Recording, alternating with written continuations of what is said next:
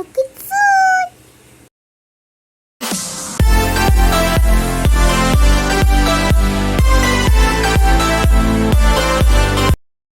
மீனாட்சிபுரங்கிற ஊரில் கமலங்கிற பாட்டி இருந்தாங்க. அவங்க சின்னதாக ஒரு ஹோட்டல் நடத்திட்டு வந்தாங்க. பாட்டியோட சமையல்னாலே ஊருக்கே ரொம்ப பிடிக்கும். அவ்வளோ சுவையாக சமைப்பாங்க. திடீர்னு ஒரு நாள் அந்த ஊருக்கு ஒரு பெரிய பூதம் வந்தது. ஊர் மக்கள் எல்லாருமே அந்த பூதத்தை பார்த்து பயந்து ஓடினாங்க. ஆனால் அந்த பாட்டி மட்டும் அந்த பூதத்தை பார்த்து பயப்படவே இல்லை.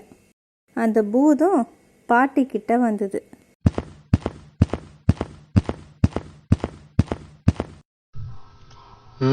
எனக்கு ரொம்ப பசியுது, சாப்பிட ஏதாவது இருந்தா தா. பாப்பா வந்து உட்காரு, இந்த சாப்பிடு. பூதம் எல்லா சாப்பாட்டையும் சாப்பிட்டுடுச்சு. வேற என்ன இருக்கு? இன்னும் இருக்கு, எல்லாத்தையும் எடுத்துட்டு வா. பாட்டி இருந்த எல்லா சாப்பாட்டையும் பூதத்திற்கே போட்டார்கள். பூதத்திற்கு அப்பொழுதும் வயிறு நிறையவில்லை. இன்னும் பசி எடுங்கல, சாப்பிட ஏதாவது கொடு.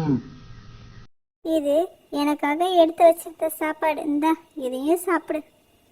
புதன் தம்பி, உனக்கு ஒன்று சொல்கிறேன், சாப்பாட்டை மென்று சாப்பிடுப்பா, முழுங்காத. முதல்ல சாப்பாட்டை ரசிச்சு ருசிச்சு சாப்பிட்டாதானே ருசியும் தெரியும், பசியும் அடங்கும். இந்த சாப்பாட்டையாவது மென்று சாப்பிடு. பாட்டி தன்னிடம் இருந்த கடைசி உணவை பூதத்திடம் கொடுத்தார். பூதம் அந்த உணவை ரசித்து ருசித்து மென்று தின்னது. ஆஹா, இந்த உணவு எவ்வளவு அருமையாக இருக்கிறது, என்ன சுவை! பூதம் திடீரென்று மறைந்தது. ஒரு ராஜாவின் உருவத்திற்கு வந்தது. பாட்டி ஒன்றும் புரியாமல் திகைத்து நின்றார்.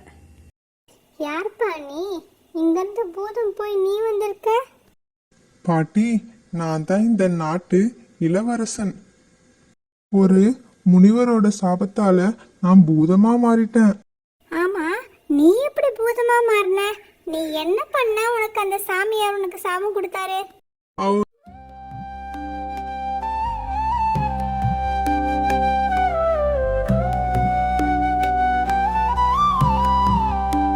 மூடனே, நீ என் உணவை வீணாக்கி விட்டாய். நான் உன்னை என்ன செய்கிறேன் என்று பார்.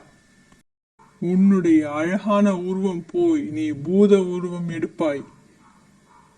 நீ பசியுடன் ஊரை சுற்றி அலைவாய்.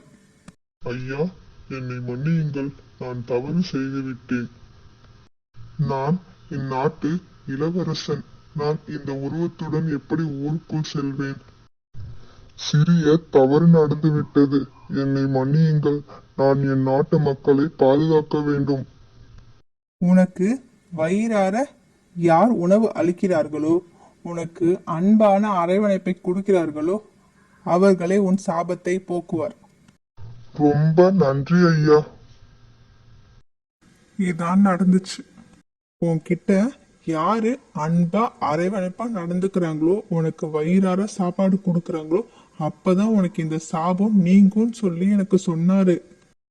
நான் பூதமா மாறினதுல இருந்து எல்லாரும் என்னை பார்த்து பயப்படுறாங்க. யாரும் என்கிட்ட அன்பாவே பேசல. ஆனா நீங்க மட்டும்தான் பாட்டி என்னை பார்த்து பயப்படவும் இல்லை, எனக்கு பசிக்குதுன்னு சொன்னதும் எனக்கு வயிறார சாப்பாடும் கொடுத்தீங்க. உங்க அன்பான பேச்சும் அரவணைப்பும் நீங்க கொடுத்த சாப்பாடும் தான் என்னோட சாபத்தை இப்ப நீக்கி இருக்கு. பாட்டி, நான் ஏதாவது தப்பு பண்ணியிருந்தா என்ன மன்னிச்சிடுங்க. பாட்டி, உங்களுக்கு என்ன வேணும்னு சொல்லுங்க, நான் உங்களுக்கு செய்ய கடமைப்பட்டிருக்கேன்.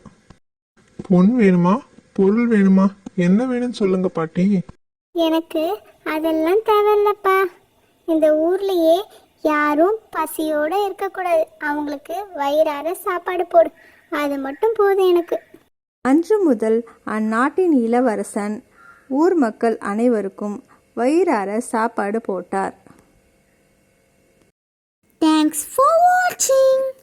Like, subscribe and comment.